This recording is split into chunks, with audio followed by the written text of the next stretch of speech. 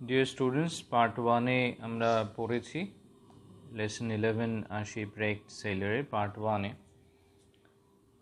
কিভাবে Robinson Crusoe তার shipwrecked হওয়ার জন্য একটা ডিসমেল আইল্যান্ডে এসে উপস্থিত হয় এবং সেখানে কি করে আস্তে আস্তে সে তার প্রভিশনস কালেক্ট করছিল যাতে সে তারপর সার্ভাইভ করতে পারে এবং সে বুঝতে পেরেছিল সে বহু দূরে আছে মূল স্থলভাগ থেকে বা যেখানে জনমানুষের যাতায়াত আছে সেখান থেকে এবং তারপর সে পরবর্তীভাবে জীবন যাপন করবে কি করে তার চিন্তা ভাবনা শুরু করে। নেক্সট আজকে আমরা পরের পার্টটা পড়ব, পেজ 85, প্যারা 1।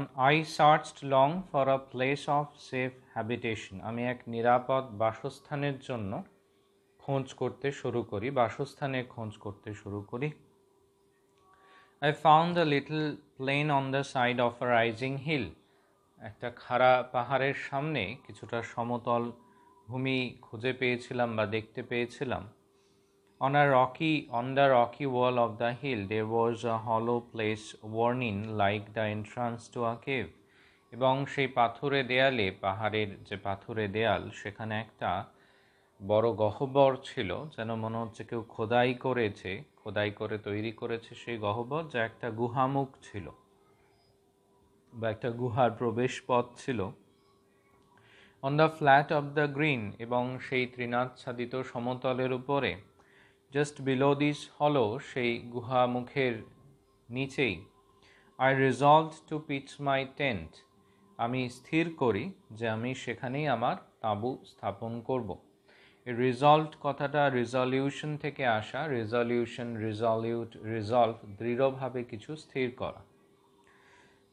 নেক্সট প্যারা, I cut the wood I collected, প্রয়োজনীয় যে কাঠ সেগুলো আমি কেটে সংগ্রহ করি।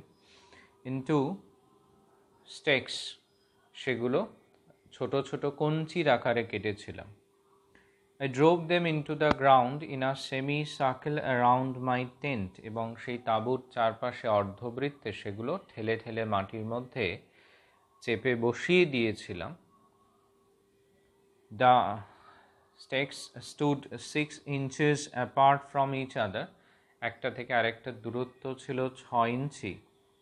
I put the cables I had rescued from the ship around the stakes in a manner of fence, এবং তারপর আমি প্রতিটা ওই কাষ্ঠল অংশ বা কঞ্চির সাথে ভালো করে তার দিয়ে কঞ্চিগুলো পেঁচিয়ে দিই, একটার থেকে দূরত্ব রেখে আরেকটা, যা অনেকটা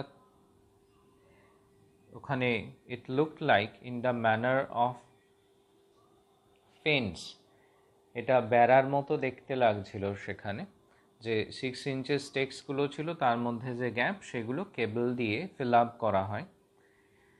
I used a short ladder to go over the fence, এবং একটা ছোট মই ব্যবহার করতাম সেই ফেন্সের উপর দিয়ে যাতায়াত করার জন্য। ওয়ান্স ইন, একবার ঢুকে গেলে, ভিতরে চলে এলে, I উইথড্রিউ the ladder after me, আমি সেই মইটা তুলে নিতাম আমার সাথে। So that I was completely fortified against the world outside, যাতে এখানে fortified মানে নিরাপদে থাকা, সেফ অ্যান্ড সিকিউরড, আমি একেবারে নিরাপদে থাকতে পারি, সুরক্ষিত থাকতে পারি সম্পূর্ণরূপে। এগেইনস্ট দ্য ওয়ার্ল্ড আউটসাইড, সেই বাইরের জগতের, বাইরের দুনিয়ার হাত থেকে, যেখানে আমি মনে করি বন্য প্রাণীরা রয়েছে। Into this tent I brought all my stores and provisions, এবং আমার মজুত করা, সংগৃহীত আর যে সমস্ত সামগ্রী ছিল বা রসদ ছিল, সেগুলো সব আমি নিয়ে এসেছিলাম এই তাঁবুতে। নেক্সট প্যারা, after I had been on the island for 10 or 12 days, 10-12 দিন সেই দ্বীপে কাটানোর পরে, it occur to me that I would lose the measure of time, আমার মনে হয়েছিল যে আমি সময়ের হিসেব রাখতে পারছি না। This was because I had neither watch nor calendar. এটা এই কারণেই যে না আমার কাছে ঘড়ি ছিল, না দিনপঞ্জি বা ক্যালেন্ডার ছিল। To prevent this, এই যে সমস্যা, এটিকে প্রতিহত করতে, I cut with my knife upon a large post the date of my landing. একটা বড় কাঠের গুঁড়ির ওপরে আমি আমার ছুরি দিয়ে আঁক করে রেখেছিলাম, আঁক কষে রেখেছিলাম আমার এ দ্বীপে আসার দিনটা, বা আঁচড় দিয়ে দিয়ে, ছুরি দিয়ে আঁচড় দিয়ে দিয়ে সেখানে খোদাই করে রেখেছিলাম, ইনস্ক্রাইব করে রেখেছিলাম আমার এই দ্বীপে আসার দিনটা। I put a notch with my knife for every day. এখানে দাগ, স্ক্র্যাচ মার্ক এখানে, তো প্রত্যেক দিনের জন্য আমি সেখানে একটা করে আঁক বা দাগ দিতাম, যাতে আমি প্রতিদিনের হিসেব রাখতে পারি। After a long spell of rain, অর্থাৎ এখানে মনসুন সিজনের কথা বলা, দীর্ঘ সময় বর্ষা অতিবাহিত হয়ে যাওয়ার পর বা বর্ষাকাল কেটে যাওয়ার পরে, I saw some fair weather around 7th November. ওই 7ই নভেম্বর নাগাদ আমি বাইরের একটা রৌদ্রোজ্জ্বল সুন্দর পরিবেশ দেখতে পাই। I spent the next couple of days making small wood boxes. পরের দিন দুয়েক আমি কাটিয়েছিলাম ছোট ছোট কাঠের বাক্স তৈরি করে, to keep my provisions dry from the rain. এটা আসলে বেশ কিছুটা সময় বৃষ্টি হয়ে যাওয়ার পর যখন দেখছে আর কিছু করার থাকছে না, হয়তো এই বৃষ্টি চলবে, হয়তো এই বর্ষা চলবে, এভাবেই মাঝে কিছুটা দিন ওরকম আবহাওয়া শুকনো পেয়ে বৃষ্টি ছিল না সেখানে, তো তিনি কিছু ওই কাঠের বাক্স তৈরি করেন, যার মধ্যে তিনি তার সংগৃহীত সব উপকরণ বা উপাদান সেগুলো সব ওখানে রেখেছিলেন শুকনো রাখতে, শুষ্ক অবস্থায় সেগুলো রাখতে, ফ্রম দ্য রেইন, বৃষ্টির হাত থেকে। Next, among the things I rescued from the ship, ওই জাহাজ থেকে যে যে জিনিস আমি উদ্ধার করেছিলাম, there was a small bag of corns meant for poultry feed. সেখানে একটা শস্য দানার ছোট ব্যাগ ছিল, যা মূলত নেওয়া হয়েছিল পোলট্রি ফিডের জন্য, অর্থাৎ গৃহপালিত হাঁস মুরগি যেগুলো আছে তাদেরকে খাওয়ানোর জন্য বা তাদের খাদ্য হিসেবে। Most of it had been devoured by rats. সেই দানা শস্যের বেশিটাই খেয়ে নিয়েছিল ইঁদুরে। ডিভোর শব্দটা এর আগে পেয়েছি আমরা। I saw nothing but husk and dust in the bag. সেই ব্যাগের মধ্যে কিছু কণা, শস্য কণা, শস্যের গুঁড়ো বা তুষ, এছাড়া আর কিছুই আমার চোখে পড়েনি। I emptied the contents outside my wall. এখানে ওয়াল বলতে ওই ফেন্সের কথা বলা। আমি তখন ব্যাগটা নিয়ে গিয়ে বেড়ার অপর প্রান্তে ব্যাগের মধ্যে থাকা যা যা আছে সেগুলো ঝেড়ে ফেলে দিই। এমটি এখানে অ্যাডজেক্টিভ ওয়ার্ড, এখানে ভার্ব হিসেবে ইউজ করা হয়েছে এমটিড বা emptied the contents outside my wall. This was a little time before the great rains. এটা ওই বর্ষায় যখন প্রবল বৃষ্টি শুরু হবে তার ঠিক কিছুদিন আগের কথা বা কিছু সময় আগের কথা। A month later I discovered, এক মাস পর আমি আবিষ্কার করলাম বা দেখতে পেলাম, green stalks shooting out of the ground.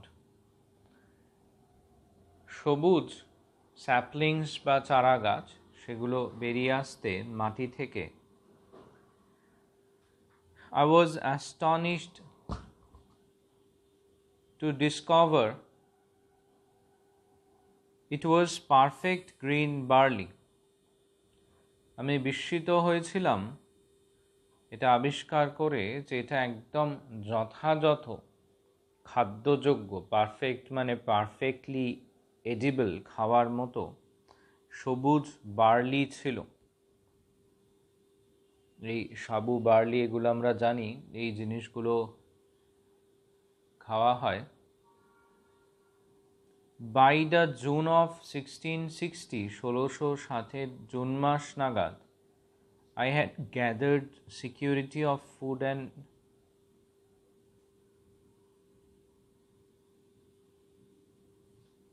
I had gathered security of food and shelter.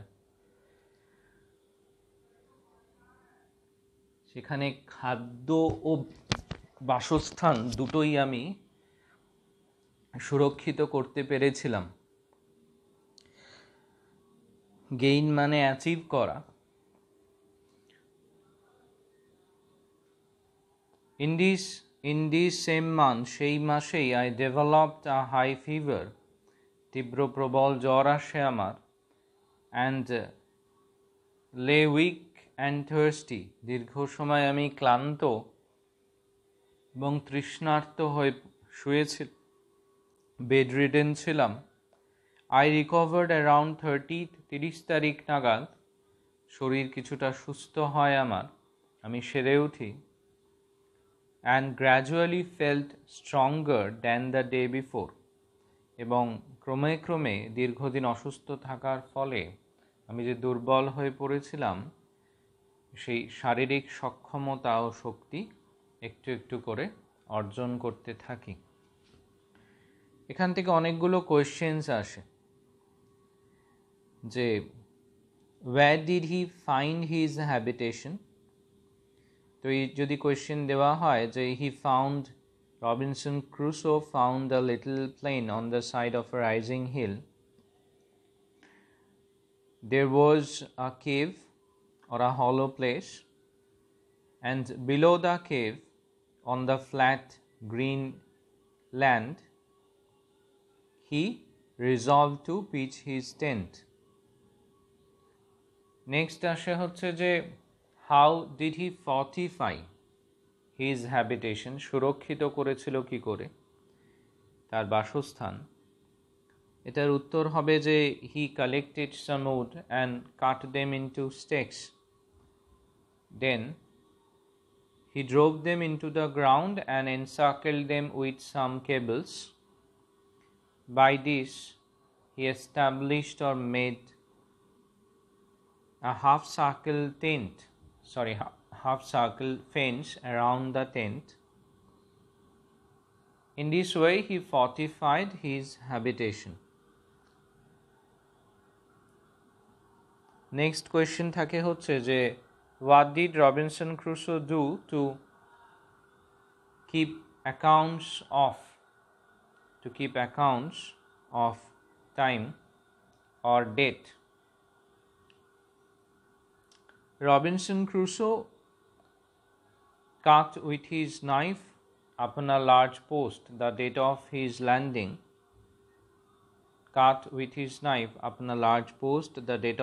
landing.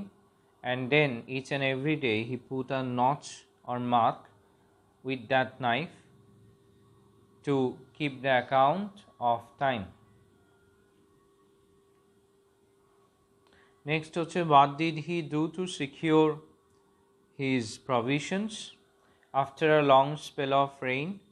When weather got better on or around 7th November, he spent a couple of days making small wood boxes and kept his provisions dry from the rain. Next, how did he secure his food? From the wrecked part of the ship, but from the shipwrecked part, Robinson Crusoe collected a small bag of corns. There was only husk and dust. যদি plural করি তাহলে there were husks and dust in the bag. He emptied the bag outside the fence, and after the monsoon, he found green stalks shooting out of the ground. Thus, he secured his food. Next হচ্ছে when did he recover after having a prolonged high fever and lying weak and thirsty for Some days Robinson Crusoe recovered around 30th and gradually he became stronger day by day. তো এই কোয়েশ্চেন্সগুলো generally 2 মার্কসের 1 মার্কসের questions থাকে এই পার্টটা থেকে। তো এটা হচ্ছে সেকেন্ড পার্ট। আর একটা যে পেজ আছে সেটা আমি পার্ট 3তে পড়ে দেবো। তা এই কোয়েশ্চেনগুলো নোট ডাউন করে দেবে, দিয়ে নিজেরা লিখে নেবে কোয়েশ্চেনের উত্তরগুলো, তাহলে প্র্যাকটিস হয়ে যাবে এই টেক্সটটা পড়ার সাথে সাথে। তাহলে পুরো ব্যাপারটাই হ্যাবিচুয়েটেড হয়ে যাবে। তোমরা তো পড়বে অ্যাট এ স্ট্রেচ, পুরোটা একসাথে পড়বে। আর স্টোরি আমাদের 9-10-এতে যে ধরনের কোয়েশ্চেন্স থাকে 1 মার্কসের বা 2 মার্কসের, বারবার করে স্টোরিগুলো পড়লে, পোয়েট্রিগুলো পড়লে সেগুলো আনসার করাটা খুব একটা ডিফিকাল্ট না, তোমরা নিজেরাই ভালো করে উত্তর করতে পারবে। ওকে, শুধু টেক্সটগুলো খুব ভালো করে রিপিটেডলি পড়া দরকার, তাহলে ইনফরমেশনগুলো ক্লিয়ার হয়ে যাবে।